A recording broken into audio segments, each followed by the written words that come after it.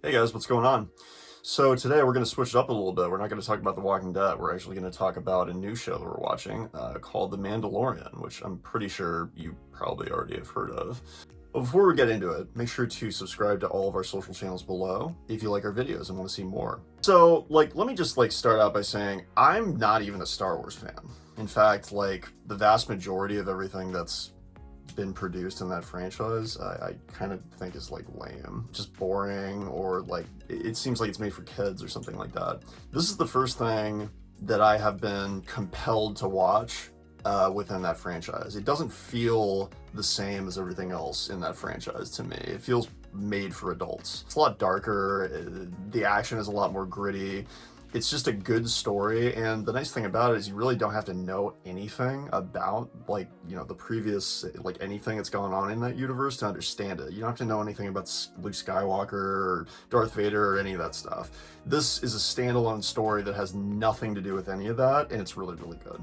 I got introduced technically to Star Wars. I think my mom bought the tapes when I was really young. Oh my god. Yeah, the VHS tapes. That's how I watched it too. My dad did the same thing. But rewatched it again in 5th grade. We actually studied it, the movies, for the metaphor behind the films, the original 3 70s films. We had tests on it. It was a lot of fun. It wasn't our teacher, it was the assistant teacher. So she was really into Star Wars. Wish I had gone to your school. I didn't really watch the 90s movies, but I've been following them, recently since it's been taken over by Disney. So basically you have this bounty hunter who, assassin and bounty hunter, right? He's a bit of both. Yeah, I mean, that's what all the Mandalorians are, the way that I understood it. And I'm sure that there's going to be a ton of Star Wars nerds that are probably going to correct me on this, and you're all probably right, because I don't know shit about Star Wars.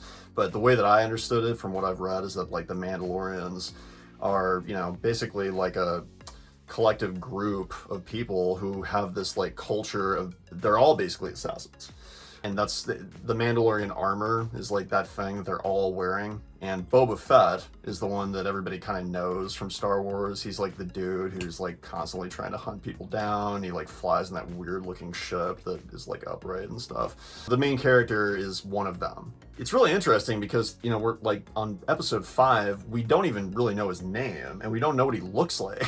No, the same. They call him Mando. Yeah, I mean, you can say about any of the Mandalorians, I suppose. Yeah, it's a nickname. Okay, well, he gets a bounty that makes him uncomfortable, let's say that. And it ends up ultimately being kind of like a buddy, familial He's show. Put into a situation where he's supposed to, go on a hunt for a particular, mark or whatever it is that you call it.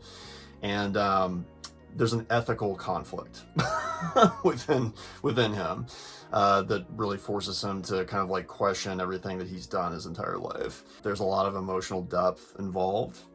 Side note, I love that you said despite and not in spite of. So I love you with words. I try. It's really, really good. I'm actually surprised because, I kind of had low expectations going into it because it's Star Wars. It's not gory, but it's really violent, which is weird. It's more violent, I would say, than all the stuff that I've seen in the Star Wars franchise beforehand. I've seen probably 70% of it. I haven't seen the recent movies, but I've seen all the originals and then the 3 that came after that. This seems like it has a lot more action, and a lot of people die. It's a lot less convoluted. It's very insular, which makes it easier to follow. It's easier to understand. I mean, it's really only about him and the world immediately around him and his personal struggle. So it's great. If you guys haven't seen it, go do it. It's probably worth Disney Plus just to watch this show. And given the fact that Disney Plus is only $6 a month or something, subscribe, watch this show. If you don't like it, cancel it after it. It's really hard to not talk about that one thing that I want to talk about. Yeah, that's a giant spoiler though. Is it?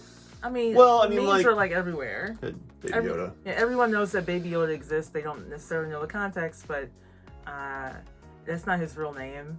We don't know the species that Yoda was, but he's that same species, and he's a baby. So that's all we know. And he's adorable. That was a pretty genius move on the writer's part. Jon Favreau. Yeah. You slick bastard. We can't say anything more because that'll kind of ruin it.